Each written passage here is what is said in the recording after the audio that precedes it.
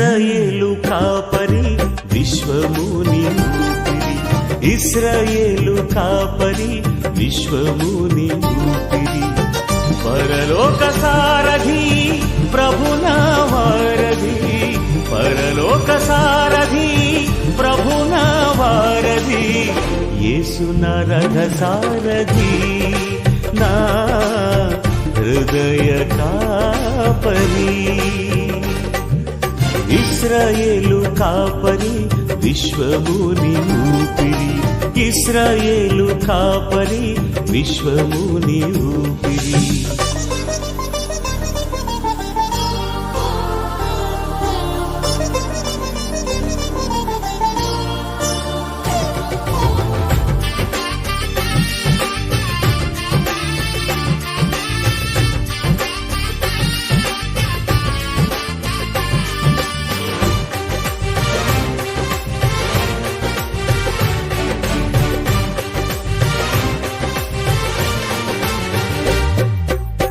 బబులోను బానిస బంధాలు తెంచి బాధలు లేని బ్రతుకునియా,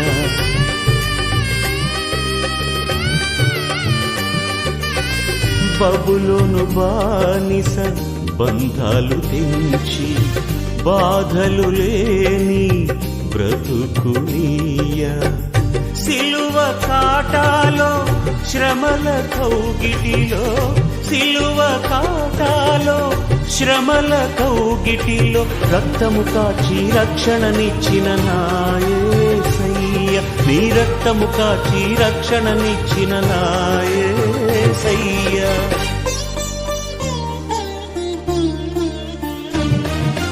ఇశ్రాయేలు కాపరి విశ్వముని ఊపిరి, ఇశ్రాయేలు కాపరి విశ్వ.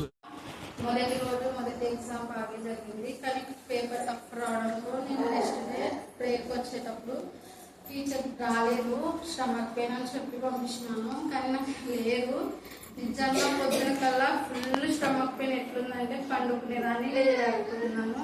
ఎగ్జామ్స్ ఉన్నాయి, degree first year first semester, exams miss అయితే బాగుండదని అట్లా స్టమక్ పెయిన్తో కొన్నా బస్సులోనే ప్రే చేసుకుంటూ వెళ్ళాను. తండ్రి ఏదో చిన్న పద్దవాడని నాకు క్షమించండి, ఖచ్చితంగా స్టమక్ పెయిన్ తగ్గితే నేను టీచర్ దగ్గరకు నైట్ క్షమాపణలు కోరుకుంటానని నేను బస్సులోనే ప్రే చేసుకుంటున్నాను. ఎగ్జామ్ హాల్ దగ్గర పోయి స్టమక్ పెయిన్ అయితే తగ్గింది, ఎగ్జామ్ బాగానే రాసిన. కానీ మళ్ళీ ఆ సాతాన్ నాపై ఎట్లా ఉన్నాడంటే ఇంటికి వచ్చేటప్పుడు ఫుల్ హెడ్ వచ్చి పండుకున్నానో లేదో, ఫీవర్ ఎట్లా వచ్చిందంటే అసలు లేయలేకపోతున్నా, చలి అట్లా ఉంది, దుప్పట్లు వస్తున్నారు, అయినా తగ్గడం లేదు. వద్దులే ఎగ్జామ్స్ నెక్స్ట్ ఇయర్ మళ్ళీ రాసుకున్నాం అంటే కూడా అట్లే దేవునిపై భారం వేసిపోయాను.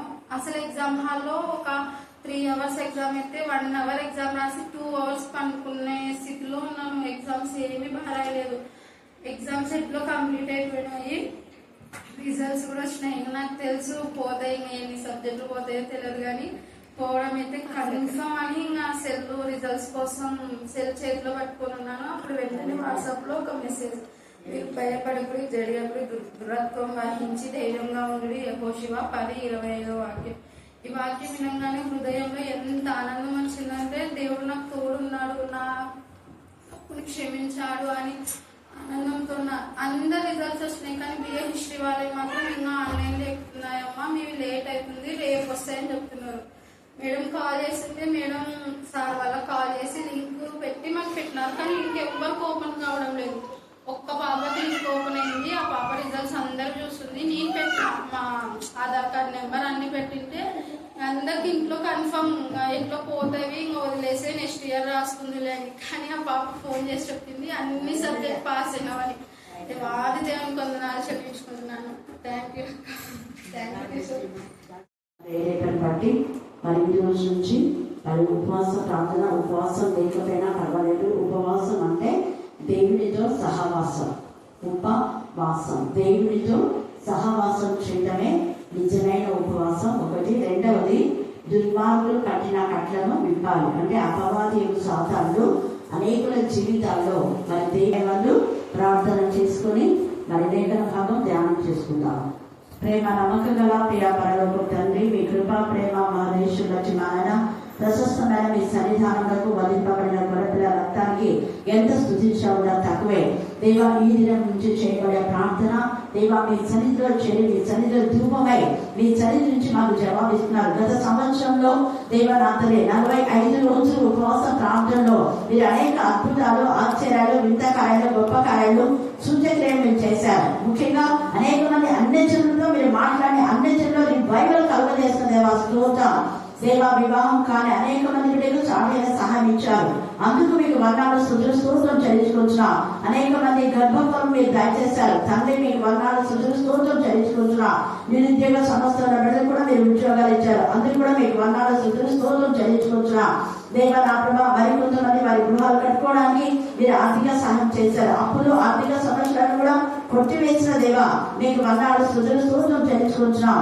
మరి ఈ సంవత్సరం అంతా నా ప్రభా ఈ యొక్క 50 రోజుల ఉపవాస ప్రార్థనలో మీ సన్నిధి కాంతి మాకు తోడుగా ఉంచి నా ప్రభా మీరు ఏవి అద్భుతాలు చేయాలో వాటిని మాత్రమే మీరు చేయండి. ఎవరి స్వస్థపరచకూడదో వారిని స్వస్థపరచాలి, ఎవరు ఆస్వాదించాలో వారు ఆస్వాదించాలి, ఎవరి బలపరచాలో వారు బలపరచాలి, ఎవరి జీవితంలో అద్భుతాలు జరిగించాలో వారి జీవితంలో అద్భుతాలు జరిగించాలి, ఎవరికి ఉద్యోగం ఇవ్వాలో వారికి ఉద్యోగం అండి, ఎవరి జీవితాలు సెట్ చేయడం వారి జీవితాలు సెట్ చేయండి. దాన్ని చూస్తాం దేవా. ఇంకా ఎవరి మా తల్లి కుటుంబంలో నూతన గృహాన్ని మా ప్రభావ ఏర్పాటు చేసుకోవాలి, వారి గృహంలో నూతన ఏర్పాటు మీరు చేస్తున్నారు. అందుకు మీకు వర్ణాలు స్తోత్రం చెల్లించుకుంటున్నాం దేవా. మీకే స్తోత్రం, మీకే స్తోత్రం, మీకే స్తోత్రం. ముఖ్యంగా దేవా నా ప్రభా నా 10th ఎగ్జామ్ రాసే బిడ్డలకు ఎవరికి క్లాస్ ఫస్ట్, స్కూల్ ఫస్ట్, నా ప్రభా స్టేట్ ఫస్ట్, డిస్ట్రిక్ట్ ఫస్ట్ కావాలో మీ చిత్తానుసారంగా మార్గం చాలా చేయండి. అలాగే ఇంటర్ నా ప్రభా ఎవరికి మెడిసిన్ సీటో, ఎవరికి ఇంజనీరింగ్ సీటో తండ్రి ఆత్మీయ బోధకుడు అంటే కేవలం వాక్యం గురించే కాదు, వాక్యం గురించి బోధిస్తాడు. తర్వాత ఎవరైనా దేవునికి విరోధంగా చెడు ప్రవర్తనలో వెళ్తూ ఉంటే కూడా నువ్వు ఇలా వెళ్ళకూడదు, వీళ్ళతో నువ్వు సహవాసం చేయకూడదు, ఇది నా రైట్ వే కాదు అనేసి ఆత్మదేవుడే మనతో మాట్లాడతాడు. యెషయాలో కూడా ఇదే త్రోవ, దీనిలో నడవండి అనేసి యెషయా 30లో మీరు తర్వాత చదువుకోండి. ఎందుకంటే మనకు క్లుప్తంగా టైం ఉంది కాబట్టి నేను రెఫరెన్స్ చెప్తాను, మీరు ఇంటి దగ్గర చదువుకోండి. ఎంత తేలిక అక్కడ మాట్లాడతారు. తర్వాత యెషయా 1వ అధ్యాయం 19 వచనాల్లో పరిశుద్ధాత్మదేవుడు అక్కడ ఏమని బోధిస్తున్నాడో చూద్దాం. పరిశుద్ధాత్మయే మనకు బోధకుడు. ఆ రోజు ఏమని బోధిస్తున్నాడో చూద్దాం. 1వ అధ్యాయం 18-19 వచనం. యెహోవా ఈ మాట సెలవిచ్చుచున్నాడు. చూడండి, ఇక్కడ పరిశుద్ధాత్మయే యెహోవా ఈ మాట సెలవిచ్చుచున్నాడు. రండి మన వివాదం తీర్చుకుందాము. రండి అంటున్నాడు, కాల్ చేస్తున్నాడు. రండి మన వివాదం తీర్చుకుందాము. మీ పాపమును ఇక్కడ రండి మన వివాదం తీర్చుకుందాం అనే మాటలో అందరు కలిసి ఇష్టాగోష్ఠి చేయాలి. మరి రండిని దేవుడు పిలుస్తున్నప్పుడు మనం వచ్చినప్పుడే కదా. అందుకే ఉపవాసము అంటే దేవునితో సహవాసం. దేవుడు మనం పిలిచినప్పుడు మన ఆయనతో మనం కలిసి మాట్లాడుతున్నాం. దేవునితో కలిసి మనం చర్చ ఇష్టాగోష్ఠి అంటారు. ఒక స్నేహితుడు, 2 స్నేహితులు ఎలాగ మాట్లాడుతుంటారో ఒకరితో ఒకరు అలాగా. అందుకని ఇక్కడ రండి వివాదం ఏంటి అంటే, దేవా మేము ఎట్లా పరిశుద్ధులం అవుతాం, ఇదే కదా నిజవాళ్ళు, మేము మానవులు కదా, మేము మానవులు పుట్టిన వాళ్ళం, మరి వాక్యంలో తప్పగా తొట్టిల్లుతారనుంది కదా, అందుకనే తొట్టిపడుతున్నాం. యవనస్తులు సొమ్మసిల్తారనుంది కదా, అందుకనే సొమ్మసిల్లిపోతున్నామని మనం మాట్లాడుతున్నాం. కానీ దేవుడు అంటాడు సొమ్మసిల్లకుండా బలపరిచి వాళ్ళని నేనే అంటాడు. అదే యెషయా 29లో సొమ్మసిల్లు వారికి బలం కలుగజేయమని నేనే అంటాను. అదే ఆయన బోధన చేసేదే. తర్వాత యూదా 24లో తప్పగా తొట్టిల్లుతారని కాదు, తొట్టిల్లకుండా కాపాడే దేవుడు మనకున్నాడు. ఆయన ఎదుట నిలబెట్టే దేవుడు మనకున్నాడు. ఇది ఎప్పుడు మర్చిపోకూడదు. అందుకనే 29 యెషయాలో చివరి భాగాలు మీరు కంటెస్ట్ చేయండి. తర్వాత ఇక్కడ యూదా 24 కూడా కంటెస్ట్ చేయండి. తర్వాత యెషయా 11లో మనం చూస్తే అక్కడ కూడా తేజగా 119-11 వచ్చినాం. అక్కడ యవనస్తులు దేవుని వాక్యం చూసుకుంటే చక్కగా ఖచ్చితంగా ప్రవర్తన సరిదిద్దబడతారు. అందుకే ఇక్కడ ఆహ్వానిస్తున్నాడు, ఆర్డర్ కాల్ ఇస్తున్నాడు, రండి మన వివాదం తీర్చుకోండి. ఏంటా వివాదం? పాపంలో రక్తం అంటున్నాడు మానవుడు. ప్రభా నేను ఘోర పాపిందేవా, రక్తం లాగా ఎర్రగా ఉన్నాయంటే దేవుడు అన్నాడు ఎర్రగా నువ్వు ఘోర పాపమైనా, నువ్వు పందివైనా, కుక్కమైనా, నక్కమైనా ప్రాణం చేసినప్పుడు ఇట్లా చేస్తాడు. ప్రభా నేను పందిని ప్రభా, నేను కుక్కని ప్రభా, నేను ఘోర పాపం దేవా, ఎవరికి చేయలేని పాపం చేస్తా, పాపంలో ప్రజముడు అంటుంటాడు. కొందరు ప్రాణం చేస్తాడు. నువ్వు పాపంలో ప్రజముడైనా, అధముడైనా, ఎవరైనా ఏసై పిలుస్తున్నాం, రండి మన వివాదం తీర్చుకుందాం. మీ పాప రక్తం వల్ల ఎర్రవైనా అవి హిమం వలె తెల్లబడి హిమములాగా తెల్లని వగున బోధ చేస్తున్నాం. పరిశుద్ధాత్మ అదే కదా, రక్తములో ఉన్నాయి. మేము శుద్ధి చేసుకోలేమో నువ్వు అనుకున్నావు, కానీ తండ్రి అయిన దేవుడు మనకు ఆల్కర్ కాలేజీ అంటున్నాడు. ఆయన పిలుస్తూ ఏసై శిల దగ్గరికి మీరు రండి, నా ప్రియ కుమారుని మీకోసమే సిలువలో బలియాగంగా ఆయన రక్తాన్ని కాల్చారు. కాబట్టి ఆ రక్తంలో మీ రక్తము శుద్ధి చేసి రక్తం లాగున్న మీ పాపాలను ఏం చేస్తాంట? తెల్లగా చేస్తాడు. చదువు. కెంపు వలె ఎర్రనివైనను కెంపు వలె రక్తంలాగా ఎర్ర ఉన్నా అంటే మళ్ళీ కెంపులాగా ఎర్ర ఉన్నాయి అంటారు. రక్తంలాగా ఉన్నా కెంపులాగా ఉన్నా కూడా గొర్రెబొచ్చు వలె తెల్లని మగును. గొర్రె వచ్చు వలె తెల్లని వరకును మీరు సమ్మతించి చూడండి, హిమములాగా తెల్ల చేస్తాను అన్నాడు. తర్వాత గొర్రె బొచ్చులాగా తెల్ల చేస్తాను. మీరు సమ్మతించి, ఈ మాట ఈ యొక్క మధ్యాహ్న కాల సమయంలో మీరు సమ్మతించి సంతోషంతో మరి ఉపవాస ప్రార్థనలో ఏకీభవిస్తే, అందుకే సమ్మతించి అంటున్నాడు. నీకు సమ్మతి ఉందా? ఉపవాస ప్రార్థనలో దేవుడి సన్నిధిలో గడిపితే మా పాప ప్రక్షాళన అవుతుంది. మరి మా పిల్లల విషయంలో దేవుడు అద్భుతాలు చేస్తాడని నీకు నిజంగా నమ్మకం ఉంటే సమ్మతించి రమ్మంటున్నాం. సమ్మతించి నా మాట వినడయ్యాడా అంటే దేవుని మాట ఎక్కడ దొరుకుతుందో అక్కడ వినాలి. హల్లెలూయా, హల్లెలూయా, హల్లెలూయా, హల్లెలూయా. దేవుని మాట వినబడే చోటికి మనం వస్తే మన బ్రతుకులు ఎంతగా ఉంటాయి. సమ్మతించి నా మాట వినడయ్యాడా మీరు భూమి యొక్క మంచి అది పదార్థములను ముందు విను, వింటేనే వినకుండా కాదు. మూర్ఖంగా కొంతమంది ప్రార్థన చేయమంటారు, నేనంట వాక్యం వినండి అప్పుడు చేస్తాను. వాక్యం వినకుండా ఒకటి ప్రార్థన అది పైపైకే, అప్పుడు నీకు బాగా అయితే మళ్ళీ రోగం వస్తుంది. అదే వాక్యం మనలో ఉంటే పోయిన రోగం మళ్ళా రాదు. ఎందుకంటే వాక్యంతో నింపబడినాం కాబట్టి ఒక దురాత్మ పోయి 7 దురాత్మలు తీసుకురాకుండా మన హృదయం ఖాళీ లేకుండా వాక్యంతో నింపుకున్నాం కాబట్టి అది చూసి అమ్మ వీళ్ళంతా నింపబడి ఉన్నారు, ఇంకా నాకేం చేత కదని పారిపోతారు. హల్లెలూయా, హల్లెలూయా, హల్లెలూయా, హల్లెలూయా. సైన్స్ లో ప్రయోగం చేపిస్తారు. గ్లాస్ నిండా నీళ్లు పోసి పేపర్ పెట్టి ఇట్లా అంటే గాలి ఇస్తుందా? రాదు. కానీ ఎంత గాలి ఖాళీ స్థలంలో ఆక్రమిస్తుంది. అలా మన హృదయంలో ఖాళీ స్థలం లేకుండా మనం దేవుడు కూడా, అందుకే సమ్మతించి నా మాట మీరు వింటే మీరు భూమి యొక్క మంచి పదార్థములను భూమిలో మంచి పదార్థములు, ఈ మధ్యాహ్న కాలంలో ఈ ఉపవాస ప్రార్థనలో మంచి ఉద్యోగం దేవుడికి ఇస్తారు, మంచి జీవిత సెటిల్మెంట్ దేవుడు ఇస్తారు, మంచి గృహాన్ని ఇస్తారు, అన్ని మంచి మంచి మంచి దేవుడు మీకు చేస్తారు. మంచి మేలు నీకు కలుగజేస్తారు. ఏ మేలు నీకు కావాలో మేలులన్నీ దేవుడు కలుగజేస్తారు. అందుకే భూమి యొక్క మంచి పదార్థములను భుజింపనిస్తాడు. ఎన్ని రోగాలున్నా కూడా నువ్వు మంచి ఆహార పదార్థం తినే సెలవు దేవుడికి ఇస్తాడు. వారి భోజనం తినడానికి దేవుడు కొందరికి సెలవు ఇవ్వడు. కానీ దేవుని బిడ్డలు షుగర్ ఉన్నా, బీపీ ఉన్నా, డయాబెటీస్ ఉన్నా, ఏ రోగం ఉన్నా కూడా నువ్వు భుజించడానికి దేవునికి సెలవు ఇస్తాడు. ఎంత బాగా అవి నువ్వు తినని కాలంలో. హల్లెలూయా, హల్లెలూయా, హల్లెలూయా, హల్లెలూయా. అక్కడ అడిగితే అన్ని తింటున్నారమ్మా. ఎందుకు? వాక్యంతో ఉంది కాబట్టి హాని కాదు. ఎవరికి ఏది ఎంత మాత్రం హాని జరగదు పరిశుద్ధ పర్వతం మీద అని రాయబడింది. అక్కడ నక్కలుండవు, గురిపోతలుండవు, అనారోగ్య క్రిములు ఉండవు అని దేవుడు మాట్లాడుతున్నాడు. పరిశుద్ధమైన ఈ వాక్యము మనలో ఉన్నప్పుడు మనకు పూర్ణ ఆరోగ్యం, పూర్ణ బలం, పూర్ణ శక్తిని దేవుడు ఇస్తాడు. కాబట్టి మనం సమ్మతించి దేవుడి మాట వినాలి. అందుకే ఇక్కడ పరిశుద్ధాత్మ మాట్లాడు. మీరు అప్పుడు ఏం మాట్లాడతారో అని మీరేం భయపడొద్దని. దేవా ఎలా చెప్పాలి ప్రభా, వాక్యం చెప్పడం నాకు రాదు అనొద్దు. నీకు వచ్చినట్టే నువ్వు చెప్పేస్తే, నువ్వు చేసినట్టే ప్రార్థన. జైన్ చరిత్ర చక్కగా ఫస్ట్ కదా స్టార్టింగ్ ఇంతకుముందు ఒకసారి చేసినాడు, ఈ రోజు కూడా 2-3 సార్లు కొంచెం ఈ రోజు ఇంకా బాగా చేస్తాడు. ఫస్ట్ డే కొంచెం భయపడి చేస్తాడు తడబాటుతో.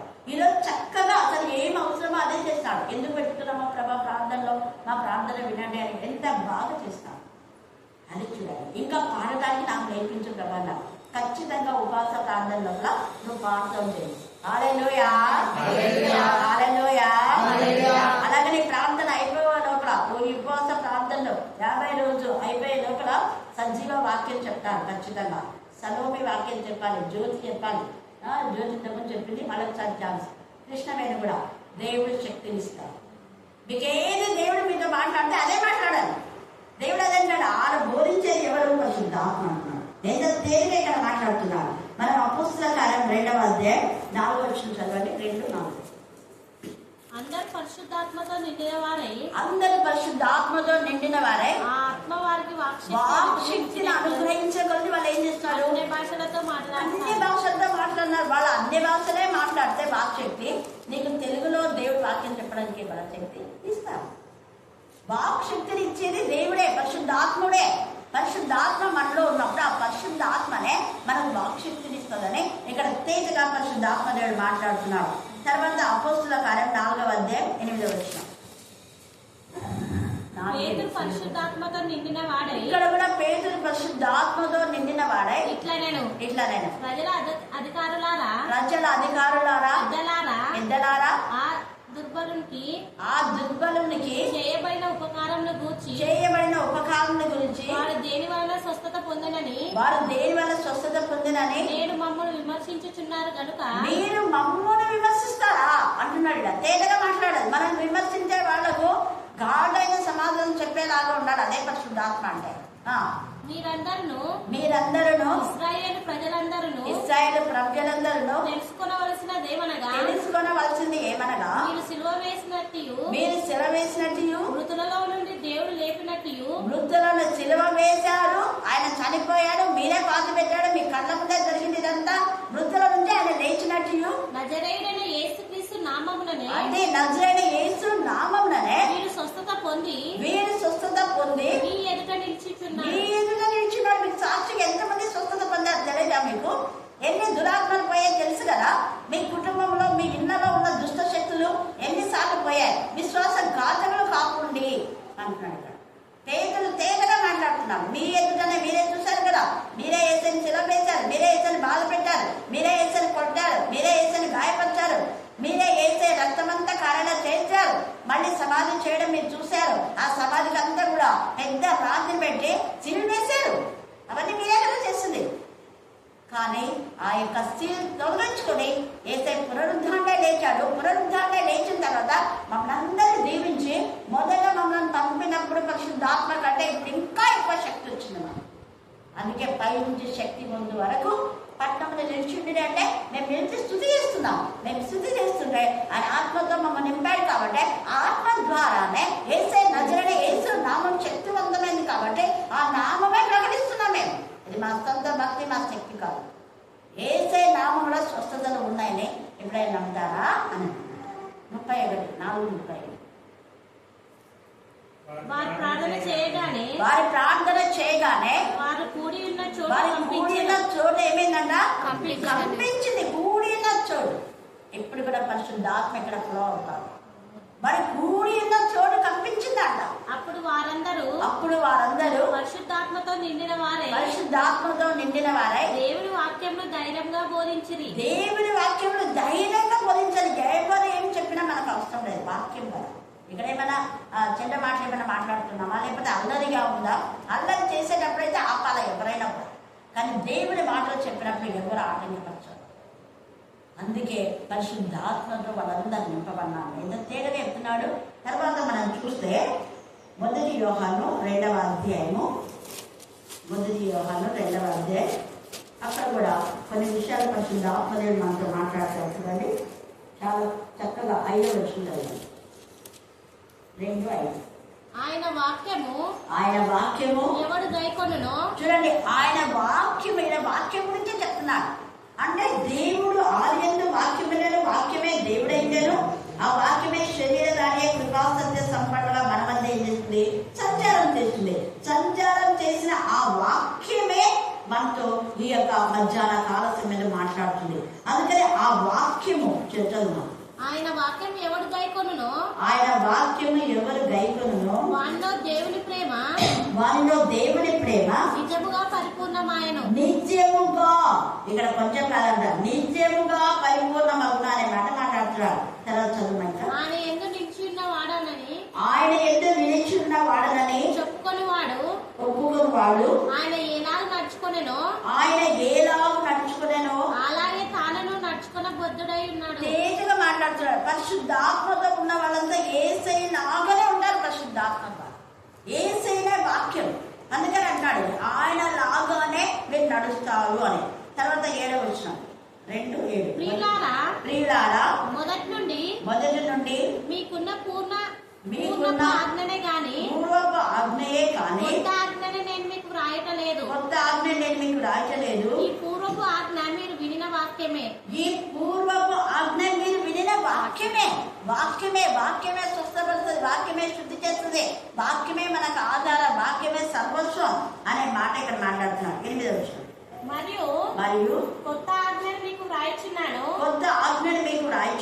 చీకటి గతించుచున్నది, సత్యమైన వెలుగు ఇప్పుడు ప్రకాశించుచున్నది. చీకటి గతించుచున్నది. మనం చీకటిలో నుంచి వెలుగులోకి వచ్చాం. దేవునితో ఉపవాసంలో అంటే దేవునితో సహవాసం అంటే చీకటిలో నుంచి వెలుగులో సహవాసం. వెలుగుతో సహవాసం చేస్తే చీకటి పారిపోతుంది. హల్లెలూయా, హల్లెలూయా, హల్లెలూయా, హల్లెలూయా, హల్లెలూయా, హల్లెలూయా. చీకటి క్రియలన్నీ కూడా రహస్యమందు మనం ఏ నీచమైన పనులు చేయకుండా ఈ వెలుగు మనల్ని అడ్డుకుంటుంది. అందుకనే చీకటిలో నుంచి వెలుగులోనికి మనకు ఆయన తీసుకొచ్చాడు. సత్యమైన వెలుగు ఇప్పుడు ప్రకాశించున్నది కనుక అది ఆయన యందును మీ యందును సత్యమే. అది ఆయన యందు ఉంది, మళ్ళా మన యందు. ఎంత బాగా యేసే ఒక్కడే దేవుడి పరిశుద్ధాత్మతో శక్తి నింపాల. ఆయన నింపినాడు, మిమ్మల్ని నింపినాడు. నా యందు ఉన్నటువంటి ఆత్మనే నాకేం దేవుడు చెప్పాడో అదే నేను మీతో మాట్లాడుతున్నాడు. యేసు బోధ చేసే వాళ్ళలో కూడా దేవుని ఆత్మ ఏం చెప్తాడో అదే నేను మీతో పంచుకుంటున్నాను. శిష్యులు కూడా అంతే. తండ్రి దేవుడి నుంచి యేసు ప్రభుల వారు, యేసు ప్రభుల వారి శిష్యుల నుంచి ఈ గ్రంథం లిఖించబడింది. వారి నుంచి మనం, నా నుంచి మీరు, మీ నుంచి మళ్ళీ అవుతారు.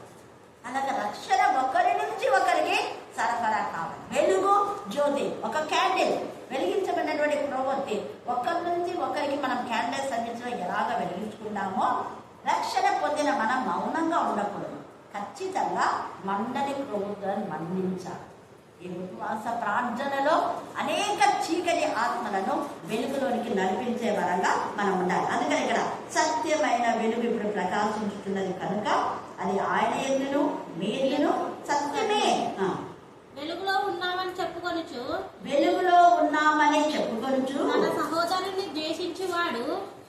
తన సహోదరుని ద్వేషించకూడదు. తేటగా చెప్తున్నాడు.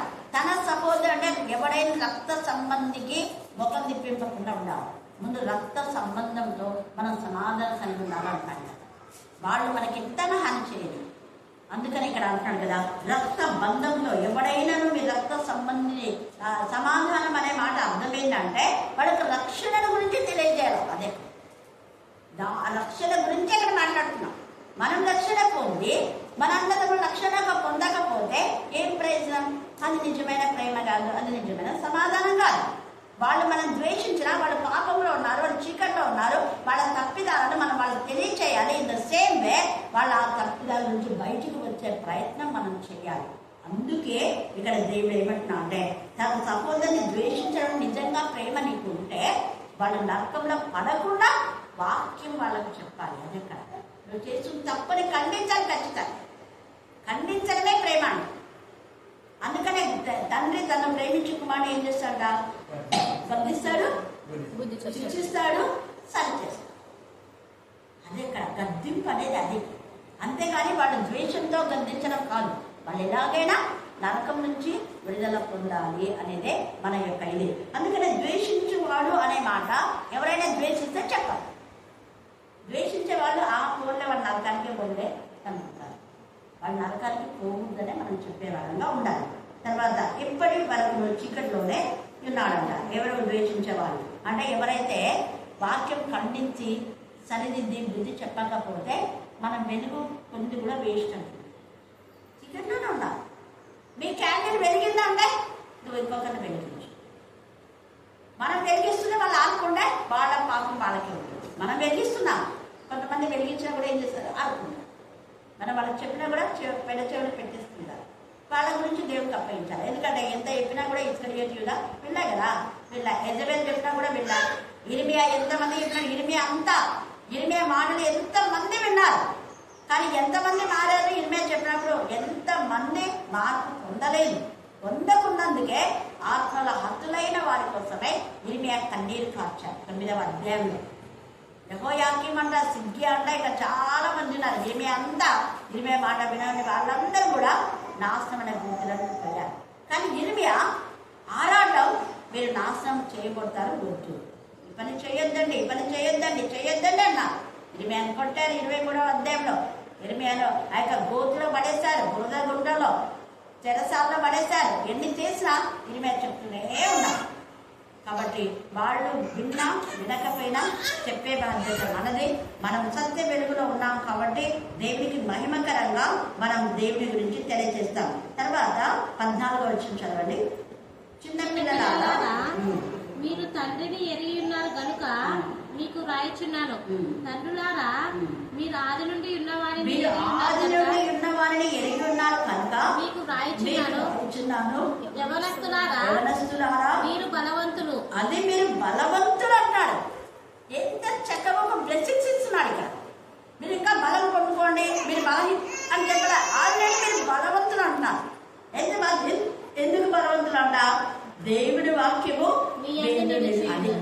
ఎందుకు మీరు బలవంతులు అంటే, అందుకే ఈ ఉపవాస ప్రార్థన పెట్టడానికి మెయిన్ కారణం యవనస్తులు ఎవ్వరు పడిపోతుంది. ఒకటి. రెండవది, చిన్న బిడ్డలందరూ కూడా దేవుని ఎందుకు భయభక్తి గల బిడ్డలుగానే పెరగాలి అనేది. మూడవది, ఇక అందరూ ఉద్యోగాల కోసం నిరుద్యోగ సమస్య. పోయినసారి దేవుడి సన్నిధిలో చేసినప్పుడు కొందరికి ఉద్యోగాలు నిర్మించారు. అలాగనే నాలుగవది, అవివాహితుల కోసం, రైట్ పర్సన్. వివాహం అనేది చాలా ప్రాముఖ్యమైనది. చాలా మంది వివాహం చేసుకుని విడిపోతున్నారు కదా. అలా కాకుండా దైవ చిత్తానుసారంగా జరిగినటువంటి వివాహాల్లో నిజంగా చాలా మంది ఎంతో సంతోషంగా ఉన్నారు. ఐదవది, పంటలు. తర్వాత ఇంకా సొంత సోర్స్ అన్నమాట, ఆర్థిక సమస్యల నుంచి విడుదల. ఇవన్నీ కూడా ఆధ్యాత్మికంగా మనం ఎదిగితేనే ఇవన్నీ కూడా మనకు దేవుడు ఇస్తాడన్న విషయాన్ని ఇక్కడ, ఎందుకంటే వాక్యము ఉంటేనే, వాక్యం ఉంటే దేవుడు సాడైన సహాయం ఇస్తాడు. వాక్యం ఉంటే దేవుడు ఇల్లు కడతాడు. వాక్యం ఎందుకంటే కట్టించేది ఆయనే కాబట్టి. వాక్యం ఉంటే మరి ఉద్యోగాలు ఇస్తాడు. ఎందుకు? మొదట ఆయన రాజ్యంను, ఆయన నీతిని వెతికితే ఏమొస్తాయంట? అన్నీ అన్నాడు, ఎవ్రీథింగ్. అందుకని అన్నీ దేంట్లో దాగి ఉన్నాయంటే వాక్యం. వాక్యమే కీవర్డ్, వాక్యమే తాళం. అందుకే దావీదు తాళ విషయమైన ఈ వాక్యం మనం కలిగి ఉండాలి. అందుకే ఇక్కడ మీరు దుష్టుని జయించి ఉన్నారు కనుక మీకు రాయించున్నారు. ఒకటేమో మీరు బలవంతులు అన్నాడు. రెండవది, ఎందుకు బలవంతులు మీరు అంటే వాక్యం మీలో ఉంది. మూడవది, మీలో వాక్యం ఉంది కాబట్టి దుష్టుని మీరు జయించి ఉన్నారు. జయిస్తారని చెప్పాలి. ఈ కండచి రేపు నేను అడుగుతాను, ఈ కండచి ఈ వాక్యంలో ఎంత ఇన్వెల్వేషన్ ఉంటుందండి. మీరు దుష్టుని జయించి ఉన్నారు కనుక మీకు జయిస్తారని చెప్పలేదు. కాబట్టి మధ్యాహ్న కాల సమయంలో అపవాది పైన విషయాన్ని పొందుకొని దేవుడికి ఇష్టమైన బిడ్డగా ముందుకు దేవుడు ఈ లేఖన భాగాన్ని దీవించి ఆశీర్వదించున్నాక. ఆమేన్, ఆమేన్. తండ్రి, నీ కృపలో మమ్మల్ని భద్రపరుస్తూ తండ్రి ఈ లోకంలో జీవింపజేసి నడిపిస్తున్న దేవానికి స్తోత్రములైన స్తోత్రములు. దేవ దిన బాంధవ ఇళ్ళలో అయితేనేమి, హాస్పిటల్ అయితేనేమి ఎంతో మంది బిడ్డలు వివిధ రోగముల చేత బాధపడుతున్నారు నాయన. ప్రతి ఒక్కొక్క బిడ్డపై నీ దయాదాక్షిణ్యం చూపించండి ప్రభు. నీ గాయపడిన హస్తం నుంచి ప్రతి బిడ్డను స్వస్థపరచండి నాయన, ప్రతి బిడ్డను స్వస్థపరచండి నాయన. తండ్రి యేసయ్య, ఎల్లప్పుడూ తండ్రి నీ యందు భయభక్తులు కలిగి తండ్రి ఎవరు నశించిపోవడం నీకు ఇష్టం లేదు నాయన. ప్రతి ఒక్కొక్కరు రక్షింపబడాలి, ప్రతి ఒక్కరు తండ్రి నీ రాజ్యంలో చేరాలని ఆశపడుతున్నారు నాయన. తండ్రి నీ ఆశకు తగినట్లుగా తండ్రి మేము కూడా నీ యందు భయభక్తులు కలిగి నీ రాజ్యమునకు వారసులుగా ఈ లోకంలో నడుచుకుంటూ కృప చూపండి. గొప్ప దేవానికి స్తుతి స్తోత్రం, ఆపద్బాంధవుడానికి స్తుతి స్తోత్రం, లోకరక్షకానికి స్తుతి స్తోత్రములు తండ్రి. ఎక్కడెక్కడైతే ప్రార్థనలు తిరుగుతున్నాయి అందెల్లా మీరుండండి ప్రభా, అందెల్లా మీరుండండి ప్రభా. ప్రతి ఒక్కొక్కరి హృదయంలో తట్టి తండ్రి ప్రతి ఒక్కొక్కరికి శాంతిని, సమాధానము, నేనున్నాను భయపడకండి తండ్రి. మీరే అభయహస్తం ఇస్తున్న దేవ నీకు స్తోత్రములైన స్తోత్రములు తండ్రి. చక్కగా నడుచుకుంటకు, చక్కగా ప్రవర్తించటకు ఈ లోకంలో మీరు జీవించి ఉన్నంతకాలం మీరు మమ్మల్ని నడిపించండి ప్రభా. తండ్రి నడిదిరిన పిల్లలు పరీక్ష రాసినారు తండ్రి, కృపలో జ్ఞాపకం చేసుకొని తండ్రి అక్కడ చేరిన వారందరికీ నీ కృపను కుమ్మరించి తండ్రి ఎవరికెవరికి ఉద్యోగాలు ఇవ్వాలనుకుంటున్నారో తండ్రి అది మీ చిత్తంలో ఏమైనా ప్రతి ఒక్కొక్కరికి తండ్రి ఉద్యోగం దయచేయండి దేవా. తండ్రి ఇంకా వివిధ రకములైన పరీక్షలు రాస్తున్నారు ప్రభా. ఇంకా ఎంతో మంది బిడ్డలు పరీక్షల కొరకు నిరీక్షిస్తున్నారు ప్రభా. ప్రతి ఒక్కొక్కరిపై జ్ఞానం, వివేకం గల మనసు తండ్రి, సమయోచిత జ్ఞానం తండ్రి, జ్ఞాపక శక్తిని మీరే వారి అందించి తండ్రి మీరు ఆశీర్వదించి, మీరు ఆశీర్వదిస్తేనే మేము ఆశీర్వదిస్తున్నాం. మీరు కృప చూపితేనే మేము తండ్రి కృపలు నడవగలుగుతాం తండ్రి. అన్ని విషయంలో మీరే తండ్రిగా కాపరిగా ఉండి మమ్మల్ని కాచి కాపాడి నీకు ఇష్టమైన మార్గంలో నడిపించండి ప్రభా. తండ్రి టీచర్ మా మధ్య నుంచి నాకే స్తోత్రమైన స్తోత్రం. తండ్రి టీచర్ చేస్తున్న సేవను మీరు ఆశీర్వదించండి, బలపరచండి ప్రభా. అనేక ఆత్మలు రక్షింపబడే భాగ్యం దయచేసండి. కుమార్తె ఎంతో ఆశతో ఆత్మల భారంతో నీ సేవ చేయటం తండ్రి శ్రమ పడుతున్నది ప్రభా. ఆమె శ్రమ వృధా కాకుండా తండ్రి పరిశుద్ధాత్మను కుమ్మరించి తండ్రి అనేక ఆత్మలు రక్షింపబడి వారందరూ నీ రాజ్యంలో చేరుకుడిగా ఉండటం కృప చూపమని దేవా నీ కృపలో మమ్మల్ని అందరికీ జ్ఞాపకం చేసుకుని ప్రభా. తండ్రి మాకు ఏది కుదవగా ఉన్నదో తండ్రి మాకంటే ముందుగా మీకే తెలియడం ప్రభా. తండ్రి ఏ సమయంలో అది కావాల్సింది మాకు సమకూరుస్తున్న దేవా నీకు స్తోత్రం తండ్రి స్తోత్రం. ఏమైనా కుదవగా ఉన్నట్లయితే మీరే జ్ఞాపకం చేసుకుని ఆ కుదవలన్నిటి తీర్చండి ప్రభా. గొప్ప దేవానికి స్తోత్రం, పరిశుద్ధుడానికి